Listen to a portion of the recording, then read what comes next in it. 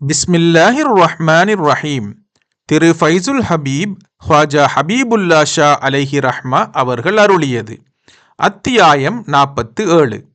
இஷ்குக்கு ஓர் விளக்கம். இஷ்கே ஹக்கீக்கி எனும் உள்ளன்பு மின்சாரம் போலிருக்கும்.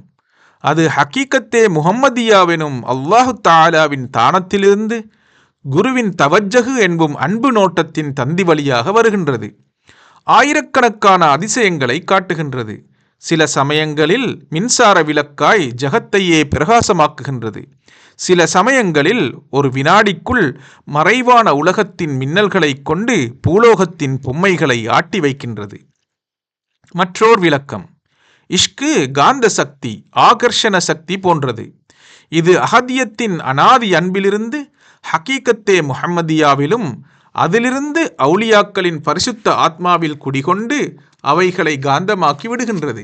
பிறகு அவ்வாத்மாக்களிலிருந்து சிற்றடியார்களின் பரிசுத்த ஆத்மாக்களிலே பாய்கின்றது.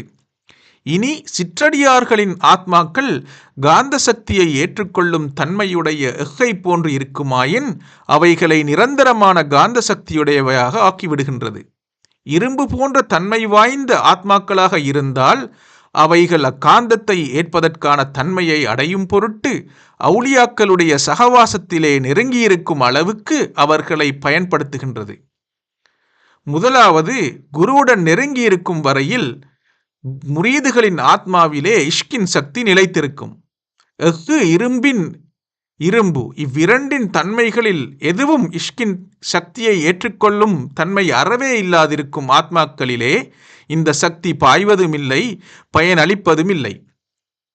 ஹசரத் பாக்கி பில்லா கத்தசுல்லாஹு சிர்ரஹுல் அசீஸ் அன்னவர்கள் அவர்களை காண சில விருந்தாளிகள் வந்தார்கள்.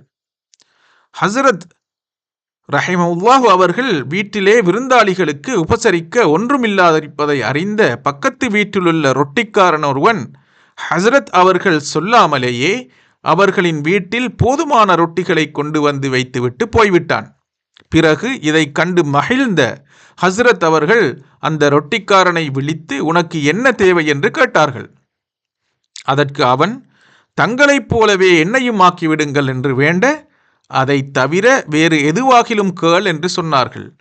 மீண்டும் அதே மாதிரி தங்களைப் போலவே ஆக்கிவிடுங்கள் என்று பிடிவாதமாக வேண்டினான். அவனை ஹஸ்ரத் அவர்கள் தங்கள் ஹுஜராவிலே அறையிலே கொண்டு சென்று தங்களின் தவஜ்ஜஹு கொண்டு உள்நோக்கை கொண்டு தங்களைப் போல் பராபரமாக்கி கொண்டார்கள். வெளியில் வந்து பார்த்தபோது அந்த ரொட்டிக்காரனும் ஹஸ்ரத் அவர்களைப் போலவே தோற்றமளித்து மாறிவிட்டான். ஆனால் ஹஸ்ரத் அவர்கள் உஷாருடன் சகுவு நிலையிலே இருந்தார்கள். ரொட்டிக்காரனோ போதையிலாகிவிட்டான். அந்த மஸ்து தாங்காமல் 2 தினங்களிலே இறந்து விட்டான். இதற்கு தவஜ்ஜஹு இத்திஹாதி, ஒன்றாய் விடுவது என்று பெயர்.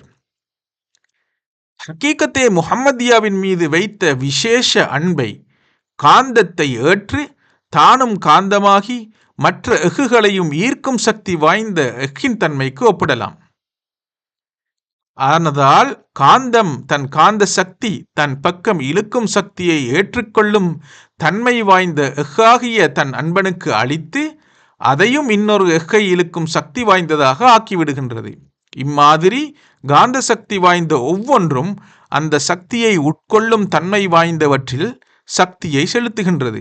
2வது 3வதுக்கும் 3வது 4வதுக்கும் சக்தியை அளிக்க வல்லதாக ஆகிவிடுகின்றன.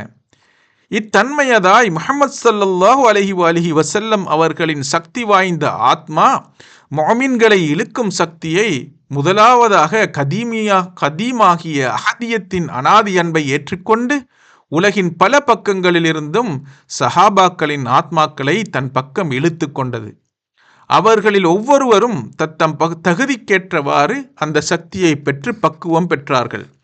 பின்னர் சஹாபாக்கள் தாபியீன்களின் ஆத்மாக்களை தம் பக்கம் இழுத்து கொண்டார்கள். இம்மாதிரியே தாபியீன்கள் மஷாயகளின் உலமாக்களின் ஞானாசிரியர்களின் ஆத்மாக்களையும் இழுத்து கொண்டார்கள். சொல்லும் மெய்ஞான சுகக்கடலை உண்டியான் சும்மா இருக்க வருள்வாய, சுத்த பரிபூர்ணச் சுகவாரி தன்னிலோர் சொட்டாகிலும் தொட்ட பேர் நல்லவர்கள் நல்லவர்கள் என்றைக்கு நானும் நல்லவனாவேனோ என்று மஸ்தான் சாஹிபு வலியுல்லா ரஹ்மத்துல்லாஹி அலைஹி அவர்கள் கூறுவது போல சிந்தை செம்மைப்பட வேண்டும். இந்த காந்த சக்தியெல்லாம் காலமெல்லாம் சந்ததி சந்ததியாய் தொடர்ந்தே வந்திருக்கின்றது.